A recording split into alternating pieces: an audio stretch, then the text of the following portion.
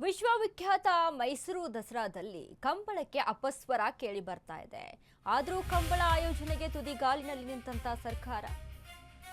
ವಿಶ್ವವಿಖ್ಯಾತ ಮೈಸೂರು ದಸರಾದಲ್ಲಿ ಕಂಬಳ ಬೇಕಾ ಅನ್ನುವಂತ ಪ್ರಶ್ನೆ ಬರ್ತಾ ಇದೆ. ಆದರೂ ಕೂಡ ಕಂಬಳ ಆಯೋಜನೆಗೆ ತುದಿಗಾಲಲ್ಲಿ ನಿಂತ ಸರ್ಕಾರ. ಮೈಸೂರಲ್ಲಿ 2 ದಿನದ ಕಂಬಳಕ್ಕೆ 9 ಕೋಟಿ ಖರ್ಚು. ಕಂಬಳಕ್ಕೆ ಜಾಗ ಗುರುತು ಮಾಡಿದ ಮೈಸೂರು ಜಿಲ್ಲಾಡಳಿತ. ಆದರೆ ಜಿಲ್ಲಾಡಳಿತ ಗುರುತಿಸಿದ್ದ ಜಾಗಕ್ಕೆ ಇದೀಗ ತಕರಾರು. ಗುರುತು ಮಾಡಿದ ಜಾಗದ ಮೇಲೆ ಪರಿಸರವಾದಿಗಳು ಕೆಂಗನ್ನು. ಕನ್ನಡ ಹೋರಾಟಗಾರರಿಂದಲೂ ಕಂಬಳಕ್ಕೆ ಭಾರಿ ವಿರೋಧ ವ್ಯಕ್ತವಾಗ್ತಾ ಇದೆ. ಸರ್ಕಾರದ ನಿರ್ಧಾರದ ವಿರುದ್ಧ ಧಾರ್ಮಿಕ ಚಿಂತಕರು ನಿಗಿ ಅಂತ ಇದ್ದಾರೆ.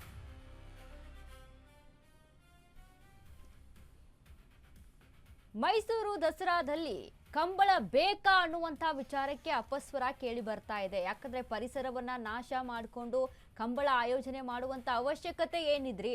ಅದ್ರ ಜೊತೆಗೆ ಕೋಟಿ ಕೋಟಿ ಹಣವನ್ನ ಇಲ್ಲಿ ವೆಚ್ಚ ಮಾಡ್ಕೊಂಡು ಕಂಬಳ ಯಾಕೆ ಮಾಡಬೇಕು?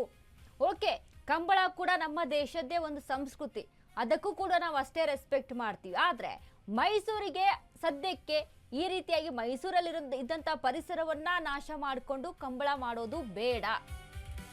ಮಾಡ್ತೀವಿ ಅಂತ ಅಂದ್ರೆ ವರುಣಾ ಕೆರೆ ಇದೆ, ವರುಣಾ ಕೆರೆಯಲ್ಲಿ ಮಾಡ್ಕೊಳ್ಳಿ ಅನ್ನುವಂತ ಅಪಸ್ವರಗಳು ಕೂಡ ಇಲ್ಲಿ ಕೇಳ್ತಾ ಇದ್ದಾವೆ. ಇನ್ನು ಕಂಬಳದ ನಡೆಯಬೇಕಿರುವಂತ ಸಾತಗಳ್ಳಿಯಲ್ಲಿ ಪ್ರತಿಭಟನೆ, ವಿವಿಧ ಕನ್ನಡ ಸಂಘಟನೆಗಳಿಂದ ಭಾರಿ ಹೋರಾಟ. ಮೈಸೂರು ದಸರಾದಲ್ಲಿ ಕಂಬಳ ಬೇಡವೇ ಬೇಡ ಅಂತ ಪಟ್ಟನ್ನ ಹಿಡಿದಿದ್ದಾರೆ. 2 ದಿನದ ಕಂಬಳಕ್ಕೆ 9 ಕೋಟಿ ರೂಪಾಯಿ ವ್ಯಯ.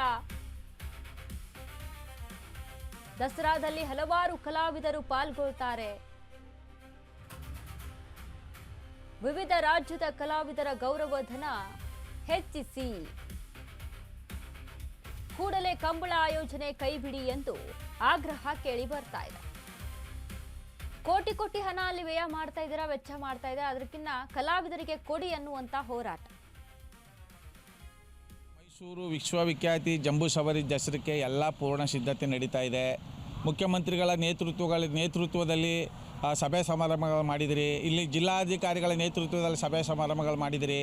ನೀವು ಏನೇ ಒಂದು ಕಾರ್ಯಕ್ರಮ ಮಾಡಿದ್ರೂ ಮೈಸೂರಿನ ಇತಿಹಾಸಕ್ಕೆ ಯಾವುದೇ ರೀತಿ ಧಕ್ಕೆ ಬರಬಾರ್ದು. ಯಶಸ್ವಿಯಾಗಿ ಬಂದಂಥ ಜನ ಹೊಗಳಬೇಕು ಅಂದರೆ ನೀವು ಕನ್ನಡ ಪರ ಸಂಘಟನೆಗಳ ಗೌರವದಿಂದ ಸ್ವೀಕರಿಸಬೇಕು, ಅವ್ರ ಗಮನಕ್ಕೆ ತರಬೇಕು, ಅವ್ರನ್ನ ಜೊತೆಯಲ್ಲಿ ಸಭೆ ಸಮಾರಂಭಗಳಲ್ಲಿ ಆಹ್ವಾನ ಕೊಡಬೇಕು.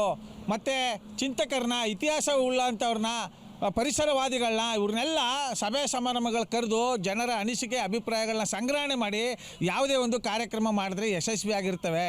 ನಿಮಗೂ ಸಹ ಜನ ಒಳ್ಳೆಯ ರೀತಿ ಗೌರವಿಸ್ತಾರೆ.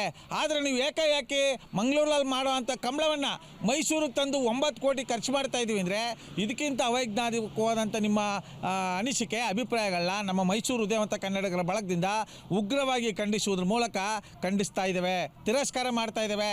ಈ ಕಂಬಳಕ್ಕೆ 9 ಕೋಟಿ ಖರ್ಚು ಮಾಡೋ ಬದಲು